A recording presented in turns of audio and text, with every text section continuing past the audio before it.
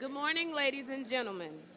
I am Master Sergeant Lamisa Lanier, and I will be your Master of Ceremony for today's United States Special Operations Command Change of Command Ceremony, in which General Joseph L. Votel, United States Army, will transfer command to General Raymond A. Thomas III, United States Army.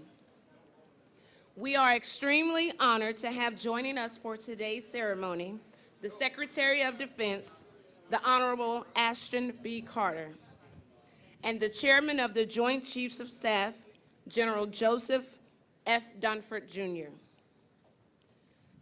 Secretary Carter will serve as the presiding official, and General Dunford will present General Votel with the awards.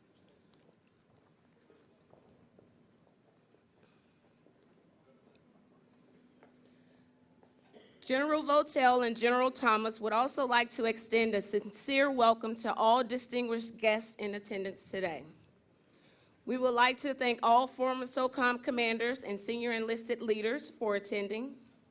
The Honorable Kathy Castor, representing the U.S. 14th District. The Mayor of Tampa, Mr. Robert Buckhorn. The Greater Tampa Police and Fire Chiefs.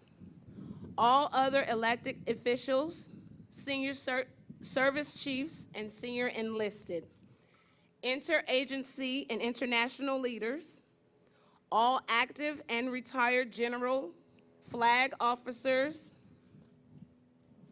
all active and retired general and flag officers, our wounded warriors, business and community partners and nonprofit leads, all active and retired commanders and senior enlisted members who are with us today. Your time and travel to this event is greatly appreciated.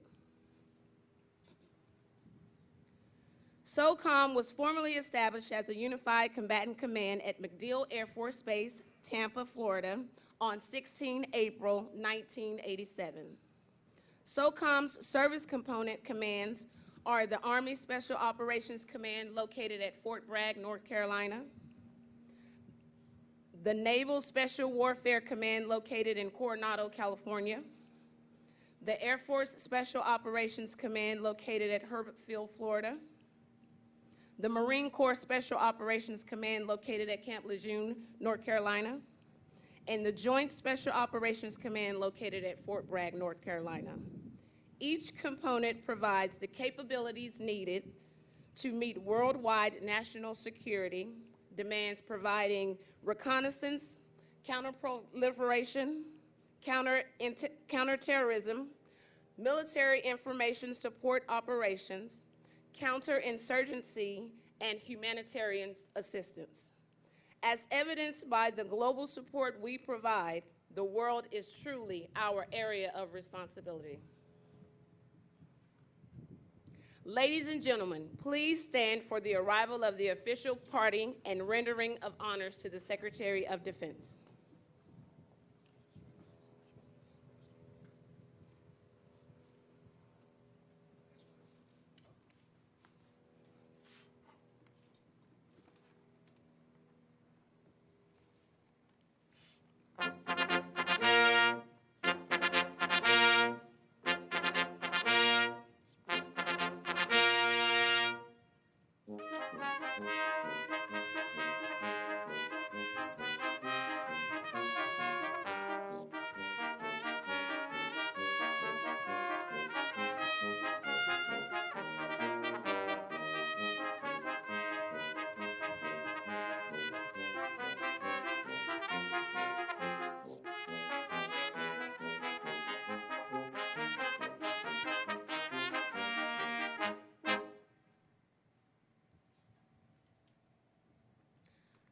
Ladies and gentlemen, if you turn your attention overhead, you will see three members of the U.S. Special Operations Command's very own parachute demonstration team, the Paracommandos. As they deliver today the colors for today's change of command, the Paracommandos represent the U.S. Special Operations Command at events throughout the United States by informing the public about the great work done by our 67,000 soldiers, sailors, airmen, Marine, and DoD civilians stationed around the country and deployed to more than 70 countries across the globe, defending our freedom.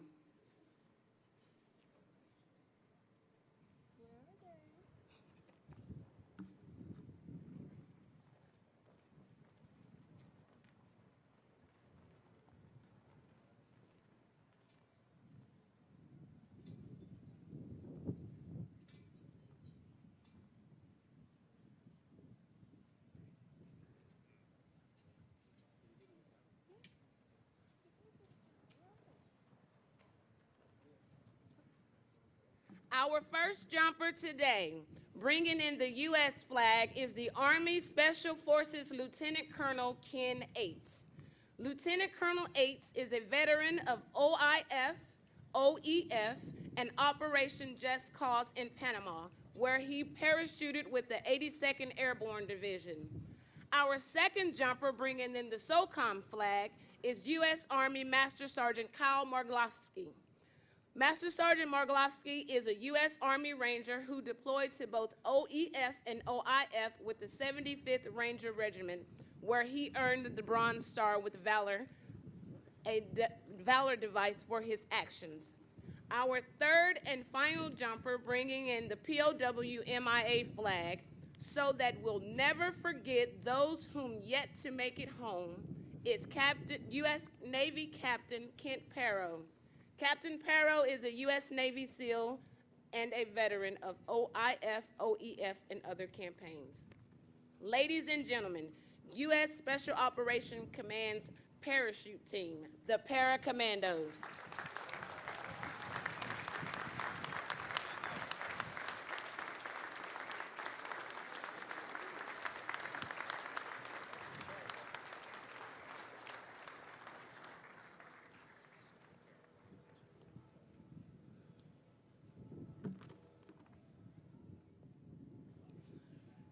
Please remain standing for the presentation of colors, the singing of our national anthem, and the command chaplain's invocation.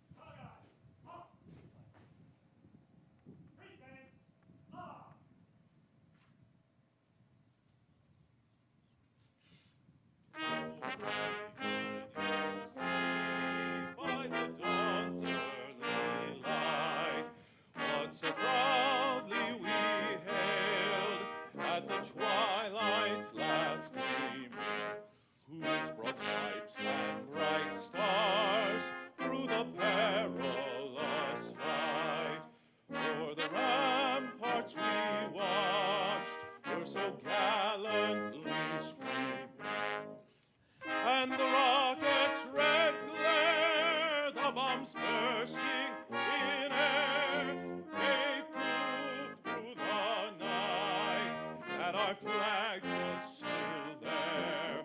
Oh, say does that star-spangled banner yet wave o'er the land of the free and the home of the brave?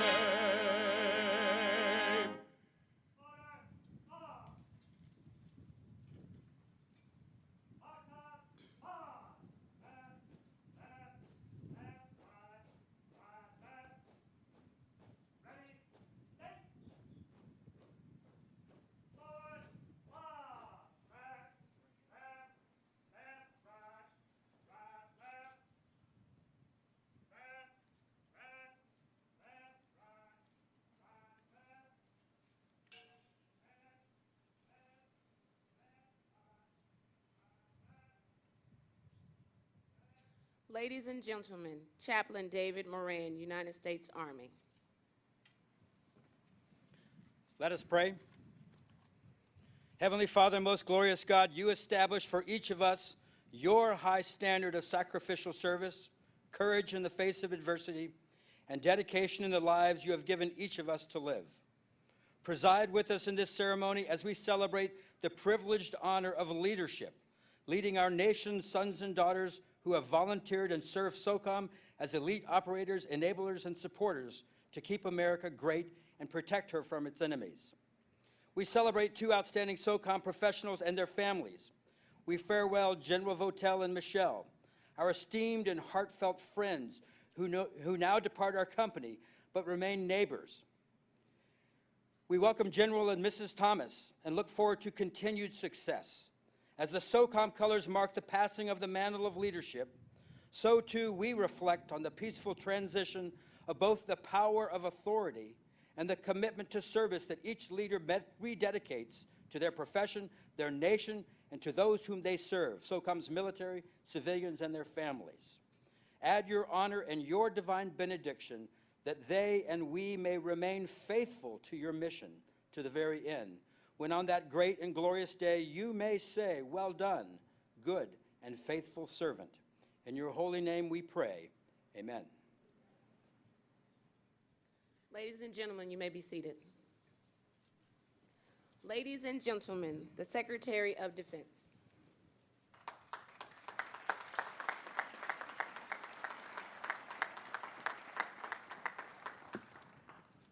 Good morning, ladies and gentlemen, elected officials, members of the Socom team, the broader DoD team, friends and family.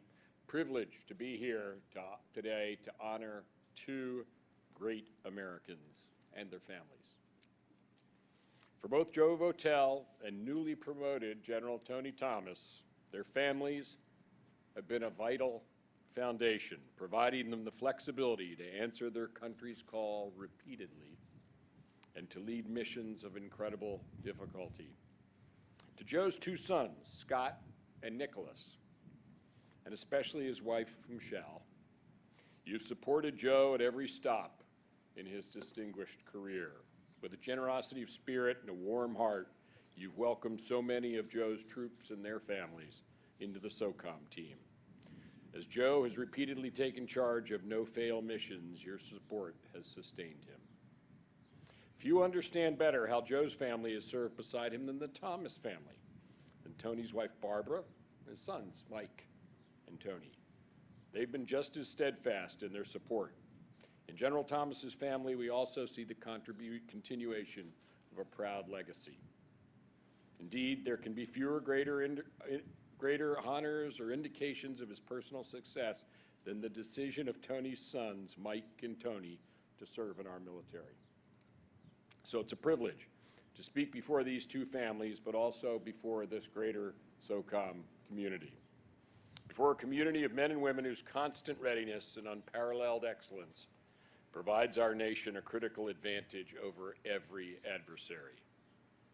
It's an essential soft truth that while special operators can be rapidly deployed, they can't be rapidly developed. The abilities of our special operators and the support they provide our total force are the product of years of arduous training and constant preparation. And when your capabilities are called upon, we never forget the risks and the sacrifices you take on. So even as we enjoy the Florida sunshine and mark this important occasion, we know that in places we rarely speak about, in operations the world may never know about, special operators are executing critical missions, carrying out their orders, protecting their teammates, safeguarding us all. And as Secretary of Defense, you have my solemn commitment to prevent unauthorized disclosure of Special Forces operations, to defend the tradition you carry forward as men and women committing to maintaining your anonymity as you defend our country so nobly. And in an era when threats can emerge from nearly anywhere on Earth and when greater destructive power risks are falling into the hands of smaller and smaller groups of people, the citizens of this great country will continue to depend on your constant pursuit of excellence. Today, in more than 80 nations across the world, men and women of Socom are answering our nation's call, strengthening partnerships, providing training and assistance to friendly local forces, keeping a watchful eye on emerging threats, prosecuting targets with precision and finality. Over the past 19 months, you have accomplished all of this under the distinguished command of one of our most accomplished warriors, Joe Votel, whom we honor today with not one, but two ceremonies. I recommended General Votel to President Obama to lead CENTCOM for three central reasons. Reasons that are plainly evident when you look at his extraordinary leadership at Socom. First, Joe has extensive experience with all elements of the joint force: air, sea, ground, of course special operations, but also cyber, space. And this joint experience, and importantly trans-regional experience, has provided him the perspective and authority to lead the enormous and varied force America brings to bear in the CENTCOM AOR. Within Socom itself, his clear and creative problem solving, from personnel and leadership issues to acquisitions and of course operations, is something I have come to consult as I approach broader challenges of DoD. And second, General Votel has extensive experience and deep understanding of CENTCOM's area of responsibility. Joe's insights, historical knowledge, and strategic perspective have helped us shape our approach to our interests in this complex region. And third, this last talent is also why he's the perfect fit to lead CENTCOM. His politico-military skill and strength as a warrior diplomat. We have important partners and allies in the region, including Israel. A critical part of our approach to defending ourselves and our interests is to work with partner security forces. In our strategic approach to a lasting defeat of ISIL, to our continued support of Afghanistan, to continuing to counter Iran's malign influence. For these complex strategic situations, Joe Votel has it all. Of course, the great majority of Joe's successes will stay classified, but this we do know. Time and time again, Joe has asked difficult questions and demanded that we develop better solutions for our people. So it's clear that General Votel leaves some big boots to fill. And it's just as clear that there's nobody more capable or trusted to fill them than the man they call T2, Tony Thomas. Tony describes himself, and I'm from Philly too, as Philadelphia fast. And it's true. He gets to the point quickly, gets to the point candidly. He's also the original Philadelphia flyer. There are soldiers 10 to 20 years his junior who would think twice about trying to keep up with Tony in a 5-miler. And some might struggle to keep the pace, and others keep up with the conversation.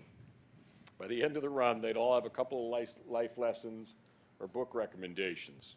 There's one book Tony often recommends by Stephen Pressfield called The Gates of Fire. Well, the story it tells is about Thermopylae's defense 2,500 years ago.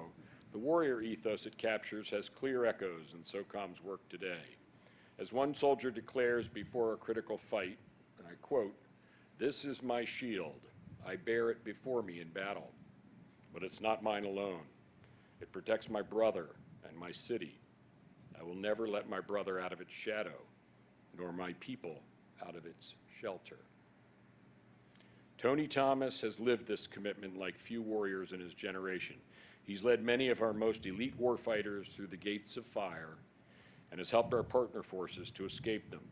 On so many days and so many missions, Tony's leadership has provided shelter for the people of this country. Soldiers under Tony's command were some of the first to enter Afghanistan in the weeks after September 11th, 2001. They arrived at what's now Bagram Air Base, where at the time rusted hulks of Soviet airplanes served as their cover. While his troops were eager to join the fight immediately, Tony stressed the need for constant preparation. Knowing their test would come, Tony replicated the rigors of combat through rigorous live fire exercises. As the saying goes, steel sharpens steel. Tony clearly understood that a warrior must constantly challenge himself to be ready, and his focus on real-life training quickly had real impacts on countless soldiers and their families. In March of 2002, U.S. Special Operators arrived at Takur Gah, a strategic mountaintop in southeastern Afghanistan, to find an entrenched rear guard of al-Qaeda fighters. After coming under a withering assault and during a prolonged firefight, our forces took several casualties, found themselves isolated. Tony's Rangers would receive an order to launch a no-notice mission to recover a heroic Navy SEAL and to reinforce U.S. forces. After the initial shock of having their helicopter hit during landing, the rescue force held off a far larger number of fighters for 14 hours while recovering the fallen SEAL. Tony's men not only endured a ferocious assault in one of the most forbidding locations in the Hindu Kush, they accomplished their mission. While parts of this story have been told many times and in many ways, the scope and scale of the bravery and heroism at Takur Gah may only be fully known by those who were there.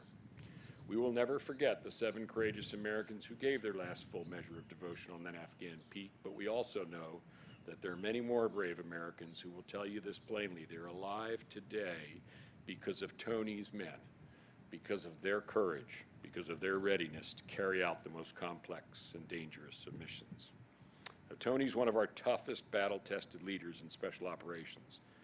He's also one of the few to cross over and serve a critical command role for conventional forces.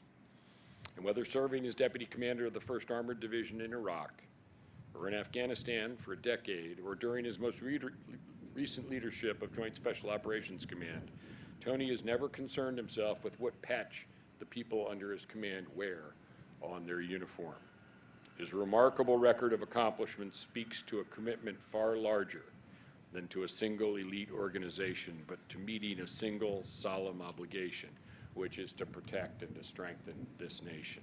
The character, vision, and leadership of both Tony Thomas and Joe Votel has been tested over 15 years of war and proven over more than 3 decades of preparation. It's telling that these 2 soldiers both graduated from West Point in the spring of 1980, and that they became officers just weeks after U.S. Special Operations began a painful period of self-examination in the wake of Desert One. The relentless drive of these 2 leaders to excel, to adapt, and to learn from the past, both from failures and successes, has helped U.S. Special Operations Forces become the envy of the world. So today, we honor two true pioneers in our military, 2 officers who have been indispensable in making U.S. Special Operations and our entire force into a far more effective protector of our nation and our people.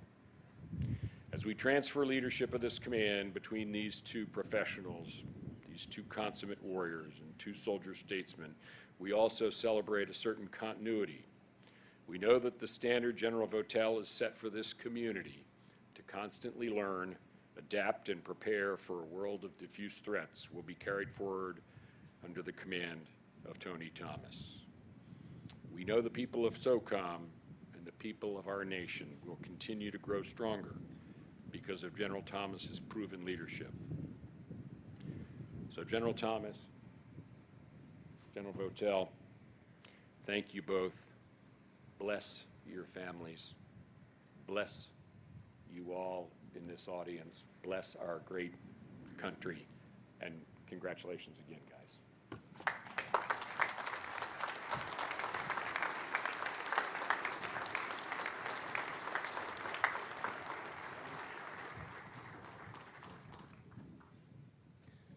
Thank you, Secretary Carter. Ladies and gentlemen, the Chairman of the Joint Chiefs of Staff.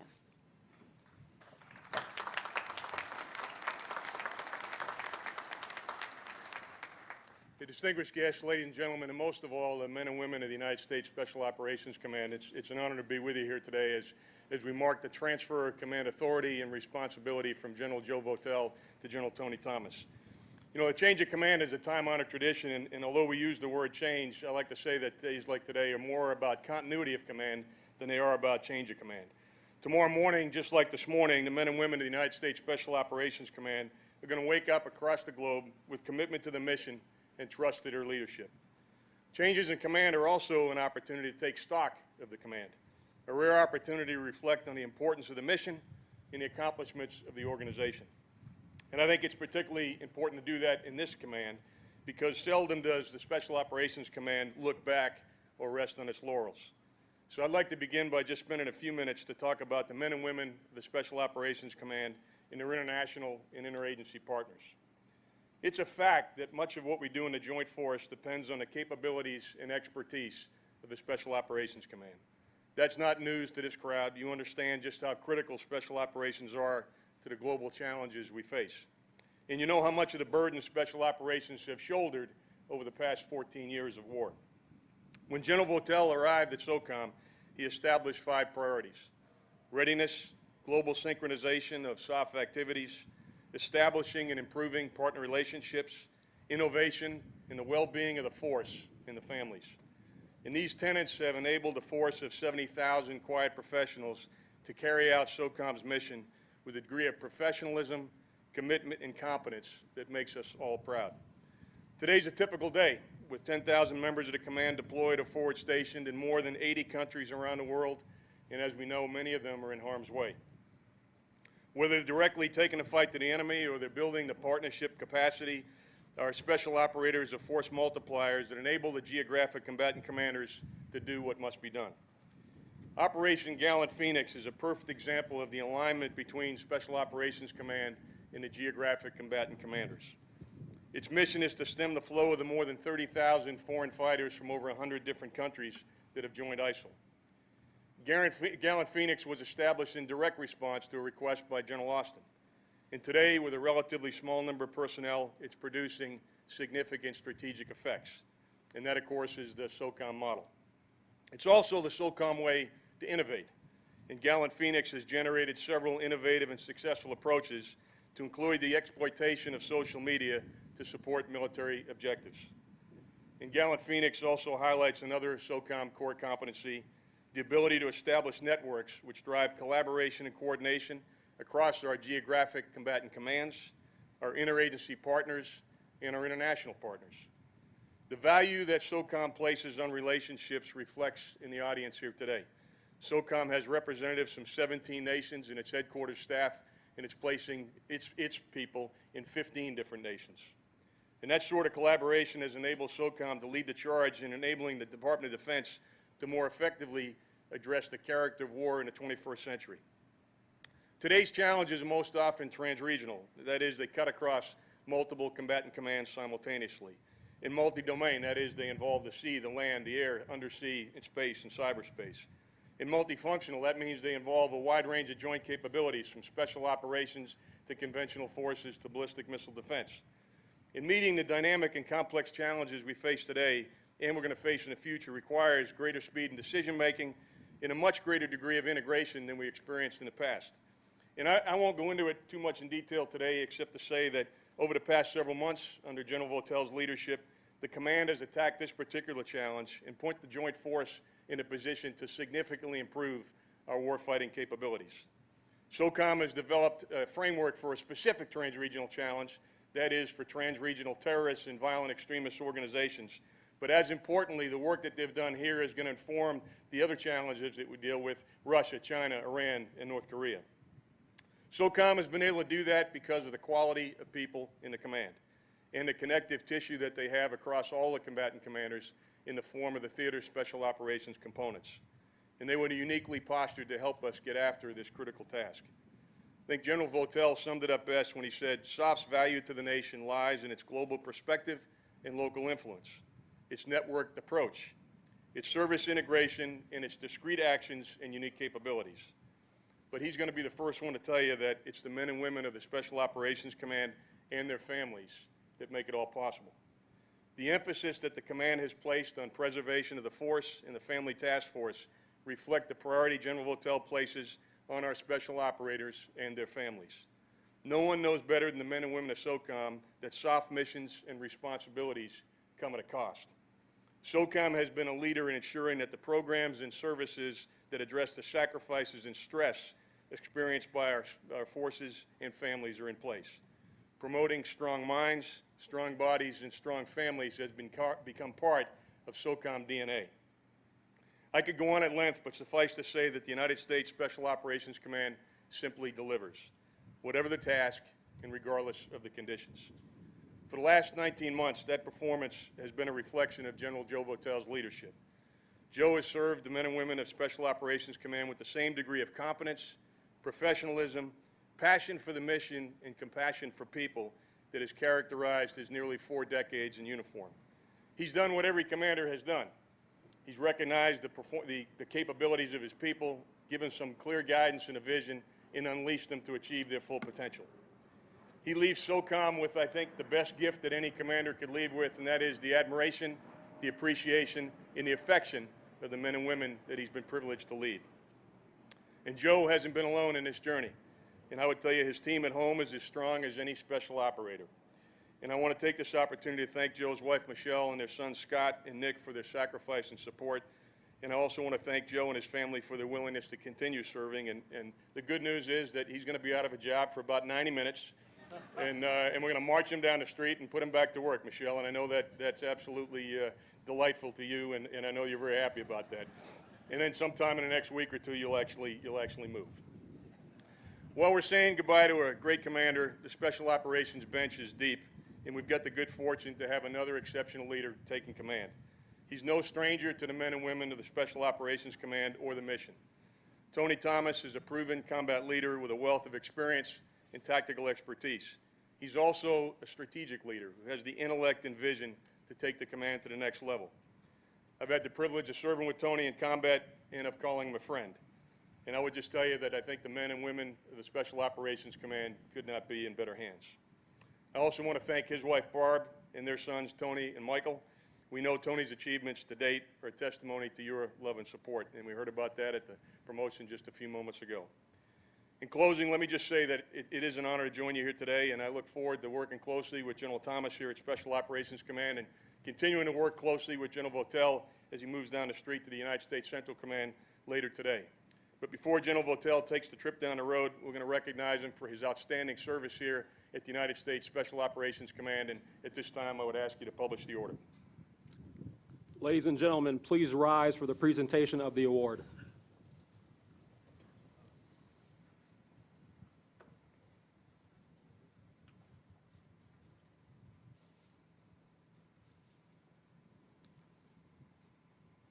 Attention to award. Citation to accompany the award of the Defense Distinguished Service Medal to General Joseph L. Votel, United States Army. General Joseph L. Votel, United States Army, distinguished himself by exceptionally distinguished service as Commanding General, United States Special Operations Command, MacDill Air Force Base, Florida, from 28 August 2014 to 30 March 2016. During this period, General Votel skillfully led the management of Special Operations force structure and the Major Force Program 11 budget for Special Operations peculiar requirements. These programs ensured Special Operations forces were postured to support geographic combatant commanders across a wide range of current and future threats. General Votel initiated strategic discussions on the gray zone nature of today's operating environment, inspired interagency collaboration on counter-extremist messaging, and instigated a review of the Defense Department's approach to today's trans-regional threats. In response to the Secretary of Defense's call to implement women into combat positions, General Votel delivered a rigorous review of the command's gender-neutral, standard-based approach, ultimately identifying no exceptions to full integration of women. Additionally, he delivered resources to ensure the physical, spiritual, social, and psychological resiliency of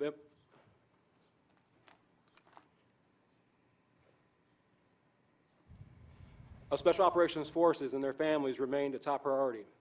The distinctive accomplishments of General Votel reflect great credit upon himself, the United States Army, and the Department of Defense.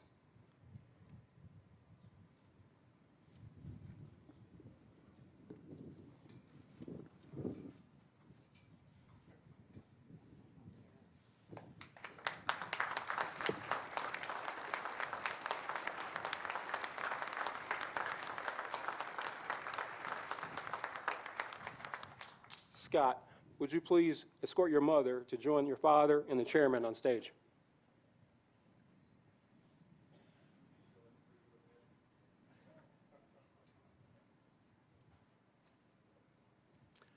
Attention to award.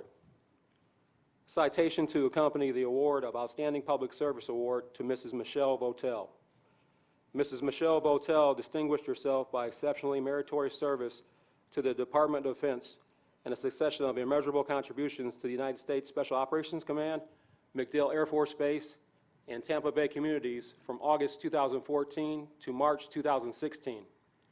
During this period, Mrs. Votel exemplified selfless dedication and service to better the lives of those around her. Her actions directly contributed to the wellness of over 69,000 military members and their families. She regularly visited Special Operations Forces units across the command to understand and advocate for their unique challenges. Her volunteerism and contributions, outreach with the base, local government, and private sector increased awareness of issues affecting military families. On numerous occasions, she was the keynote speaker at multiple military and government venues where she promoted programs that increased awareness and support to preservation of the force and family initiatives. She was actively involved with the command's wounded warriors, visiting them and their families and providing support and counsel. The singularly distinctive accomplishments of Mrs. Votel are in keeping with the finest traditions of public service and reflect great credit upon herself, the United States Special Operations Command, and the Department of Defense.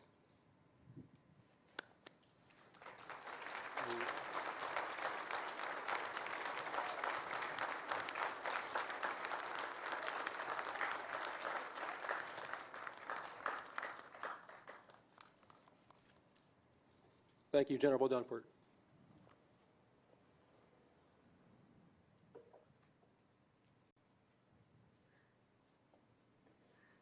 Ladies and gentlemen, General Joseph L. Votel, Commanding General, United States Special Operations Command. Please be seated. Please be seated.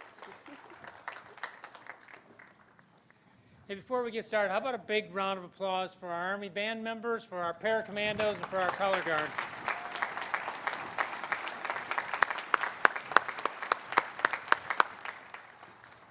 Secretary Carter, thank you for those very kind words and for presiding over today's ceremony. I have deeply appreciated your support and confidence as the Socom commander. You have long been among the staunchest supporters of our soft men and women. For that, we are truly grateful. Through you, let me also thank President Obama for his confidence and trust. It has been my distinct honor and privilege to serve under both of you as the Socom commander. Chairman and Ellen Dunford, thanks for your presence today, and more importantly, for your friendship and constant support. Chairman, thanks also for those very kind words this morning. I've deeply enjoyed and appreciated our personal and professional relationship, and I'm extraordinarily grateful for your trust and confidence. Your clear, confident, well-reasoned manner and approach are deeply inspiring and confidence-building to those around you, especially in the extraordinarily interesting times we find ourselves these days. You are a man to emulate, and you embody in word and deed what it means to be a professional military officer. The nation owes both you and Ellen a debt of gratitude for your constant support and advocacy for our service members and their families. Thanks for being here today.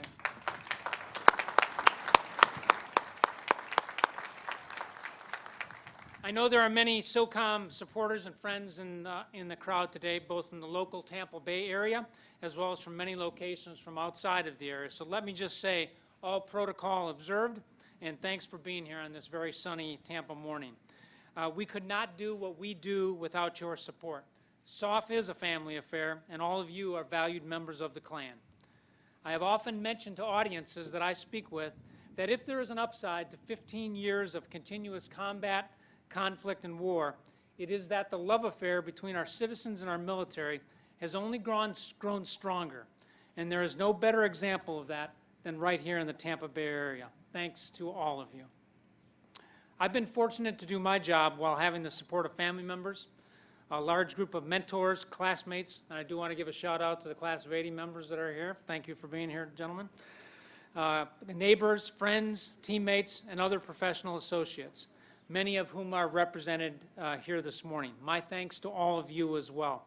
Among this group is also my personal staff of XOs, aides, action group members, executive assistants, travel planners, security specialists, and many others who have made it easy for me to concentrate on doing my job. My deepest thanks to all of you as well. I could not have been supported by a better group of professionals than these. Let me give a particular call out to Bill and Allie Thetford, Command Sergeant Major here at Socom, Sean and Patty Pybus, our Deputy Commander and spouse, and Tom and Karen Trask, our Vice Commander here at Socom.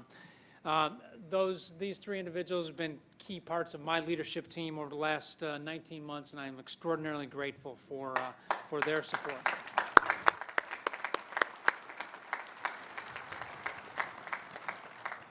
Recently, a very dear friend of ours gave Michelle a picture that had inscribed on it a proverb. The proverb was entitled, "A Woman of Valor," and in 21 verses, it goes on to describe the virtues of such a woman. I read through it a couple times, and one particular verse caught my eye. It's short, but it goes like this: "Her husband's heart trusts in her, and he shall lack no fortune." Over the last 20 months, and for the preceding 34 years before that, I have been fortunate to have my own woman of valor. None of what I've been able to achieve in this position, or indeed in any military position that I have ever held, would have been possible without Michelle. She was with me at the start, and she remains with me today. She truly lives the virtues described in that proverb, day in and day out, and all she has ever asked of me is for time.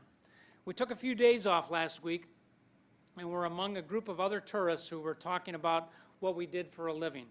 Michelle proudly described herself as a professional Army wife. I think that's pretty accurate. She is fiercely proud of her role and contribution, and for someone who initially questioned why I would tuck my fatigues into my boots, the first time she saw that back in the summer of 1980, a major fashion faux pas in her mind, she is, in my view, the quintessential woman of valor. She is also the love of my life, and what I would want each of you to know is that if I had the opportunity to do all of this again, I would, and I would want her right by my side. Michelle, thanks, and I love you.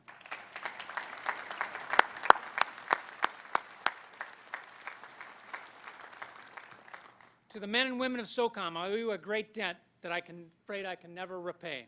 You have been magnificent in everything you have done, whether it is taking the fight to our enemies, training our partners, acquiring our needed equipment and capabilities, keeping us connected through a worldwide network, analyzing intelligence, managing our resources, or just keeping the soft train running on time.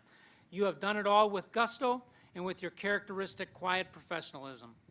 This command is not just about operators, it is about people who think different, who share a common sense of urgency, who believe that being a good teammate is more important than being a great individual player, who strive to make the impossible possible, and who recognize that our nation counts on us to be ready and do the hardest job successfully without advance notice or fanfare.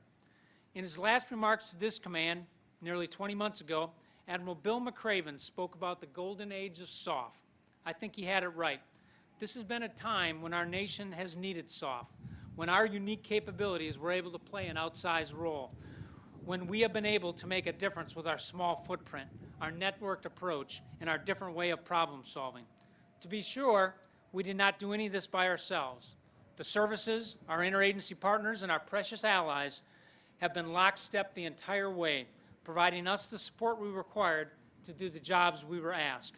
And in the end, they are decisive. We are one part of a mighty team, and I'm extraordinarily proud of the role we have played and the contribution we have made.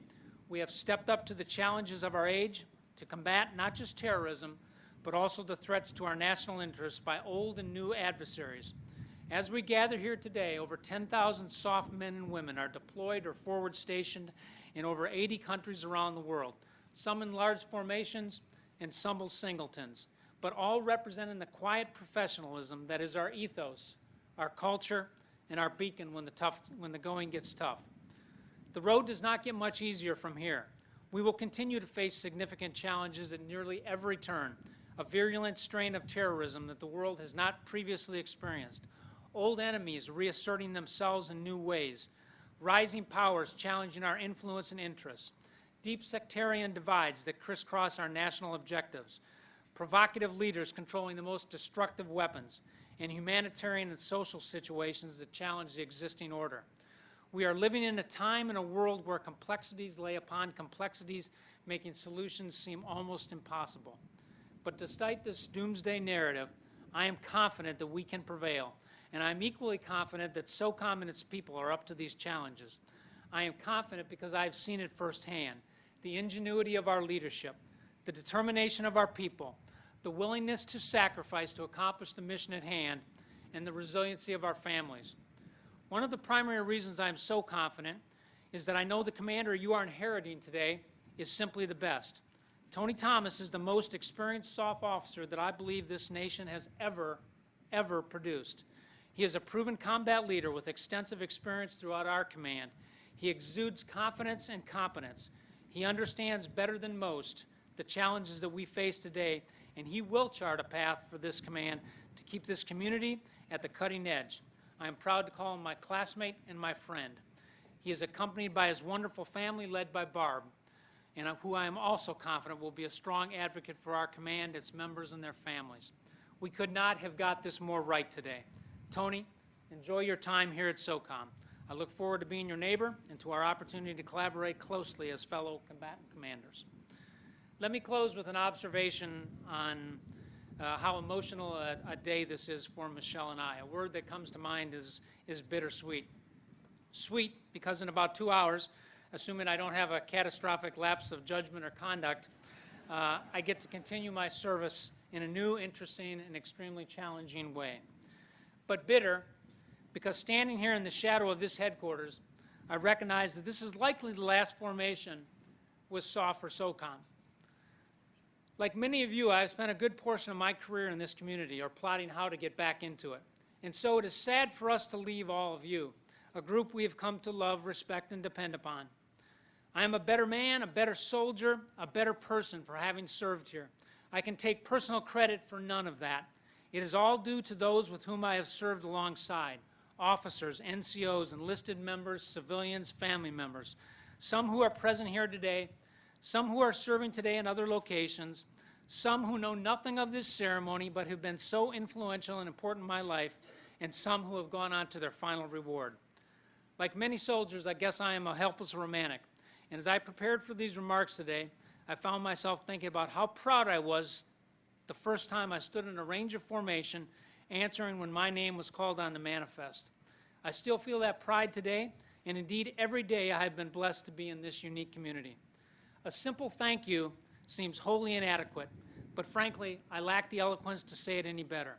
Embrace and enjoy your time you have here at Socom. We certainly have. Thank you all for making this such an enjoyable and rewarding experience for Michelle and I. Rangers lead the way.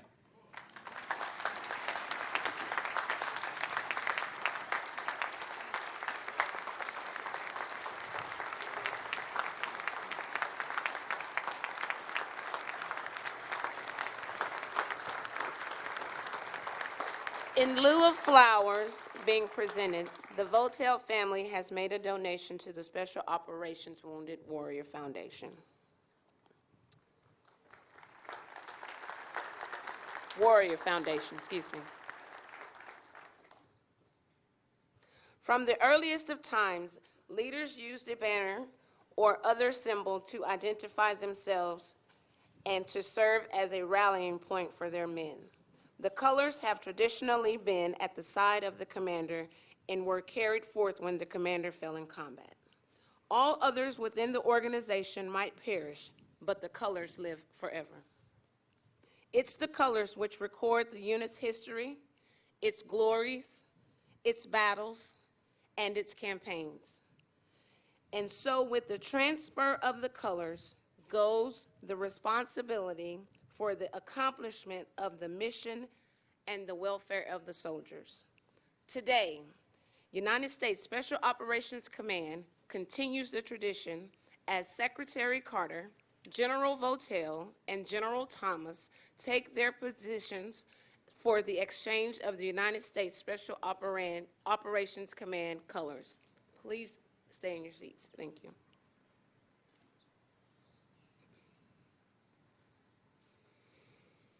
Command Sergeant Major Bill Thetford, representing the importance of non-commissioned officers to the Armed Forces of the United States and within United States Special Operations Command, will pass the colors to the outgoing commander, General Votel. General Votel relinquishes the colors to Secretary Carter, thereby signifying termination of his period in command. Secretary Carter presents the colors to the new commander, General Thomas, charging him with the responsibility for mission accomplishment and the welfare of the force. General Thomas assumes command and returned the colors to the Command Sergeant Major, signifying his acceptance of command responsibility and the continuation of the mission. Ladies and gentlemen, please stand for the reading of the official orders. Attention to orders. By the authority of Title 10, United States Code, Section 164 and 167, the undersigned assumes command of the United States Special Operations Command, MacDill Air Force Base, Florida, effective 30 March 2016. Signed, Raymond A. Thomas III, General, United States Army, commanding.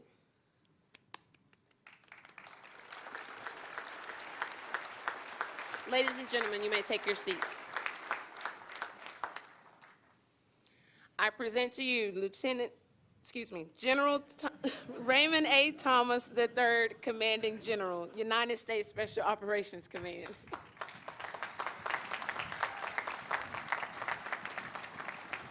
Thanks. I don't think it's quite dry yet, so no worries there. For all the distinguished guests, friends, and families, thanks for joining us here this morning. I was sitting here thinking that the best seats in the house might be there up on the upper deck, but then I wondered, are they serving beer up there? No response, so I think they're pop-up targets. Secretary Carter, thank you very much for presiding over this event, and thanks for your leadership that you provide the Department of Defense every day, especially during these challenging times. I am sincerely humbled to have been considered and selected to lead this remarkable organization and appreciate the confidence and trust that you and the President have invested in this decision. Both Barb and I are excited about what the future portends for Socom members and their families, and will strive to continue the standard of excellence established by our predecessors, the Votels. Chairman Dunford, I'd also like to thank you and Ellen for being here today. I was one of several subordinate commanders who thrived under your inspired leadership in Afghanistan, and very much look forward to your continued counsel in the future. Your advocacy and support directly contributes to the success of Socom, and this command remains committed to providing unique, soft solutions to the wicked problems facing the nation now and in the future. I look forward to working with you, the Joint Chiefs, and the combatant commanders. I'd like to thank the City of Tampa, Team MacDill, and those on the staff who helped organize and facilitate this event. You have made us feel very welcome, and Barb and I look forward to calling this home. I've known Joe Votel for almost 40 years, since we were classmates at West Point. Senator McCain asked the awkward question of who finished higher in the class, and we both deferred on that one. I've known Michelle just slightly less, only about 35 years, as she was the unofficial barber for our Ranger class back in 1980. Mark Miller, you might remember this. She unceremoniously carved a big T in the back of my head. There are pictures out there somewhere to prove it. Please don't find them. Barb and I have replaced the Votels on at least 4 previous iterations, and every time they've made it harder. Harder in the sense that they've consistently created a harder act to follow. We both appreciate the enormous impact you've had here at Socom and wish you continued success as you assume command at U.S. Central Command. They are very fortunate to be gaining your leadership, and we at Socom are committed to assisting in your critical national efforts in every way possible. I'd like to close by thanking the folks that made this honor a reality, and that's the men and women of Socom and all the subordinate units. I am humbled and excited to serve as your commander. Special Operations currently enjoys an extraordinary reputation and great respect from the American people, borne by decades of legendary service, especially the endeavors of the past 15 years of continuous combat, as well as tremendously impactful activities in other phases of conflict around the globe. However, the world is less safe than 15 years ago, and arguably less than since the creation of Socom back in 1987, almost 30 years ago. Socom's continuing challenge is to be relevant to all current and future threats. I'm confident that we will be up to that task by continued investment in our comparative and competitive advantage, our people. Our SOF operators, and I use that term inclusively, are the consummate problem solvers and a true national asset. We look forward to continuing to cultivate the extraordinary teammates we have in our U.S. interagency and our foreign partners, with whom we enjoy more enhanced collaboration every day. Again, I'd like to express our sincerest thanks for all of you being here today and the continued opportunity to serve with the great warriors of this command. God bless this command and our great country. Thank you.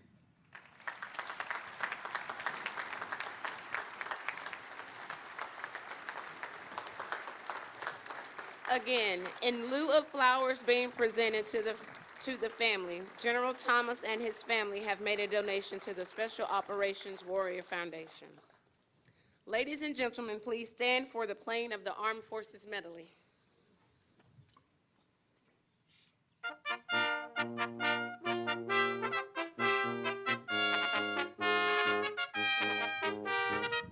The Coast Guard.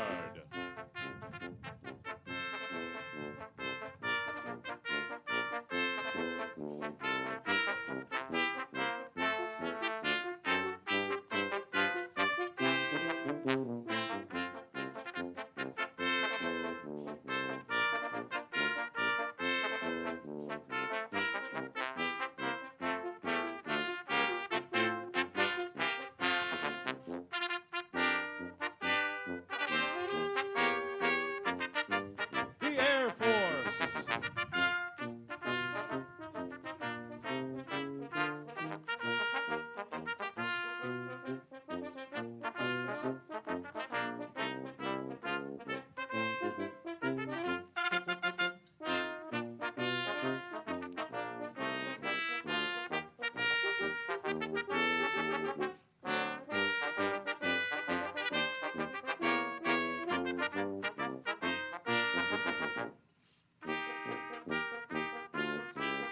The Navy.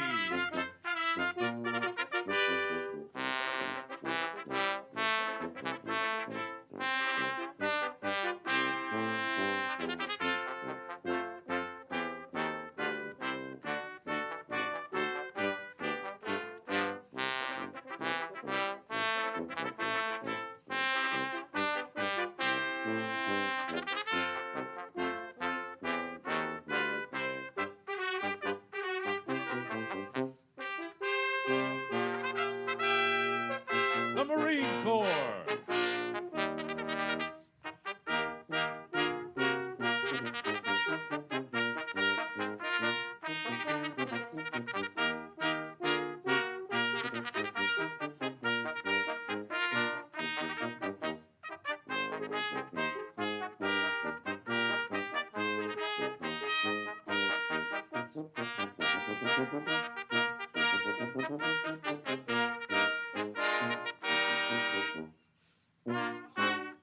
The Army.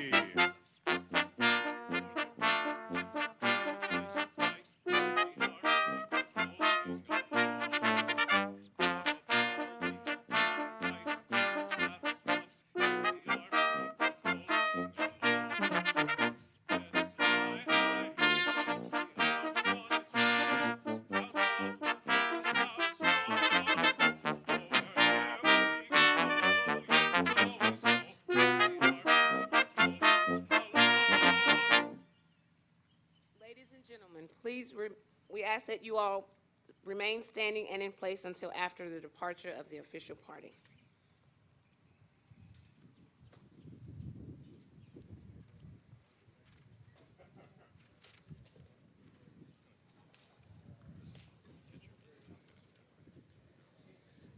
Ladies and gentlemen, please be seated. And please allow the ushers to escort the families and official party and distinguished guests to the receiving lines.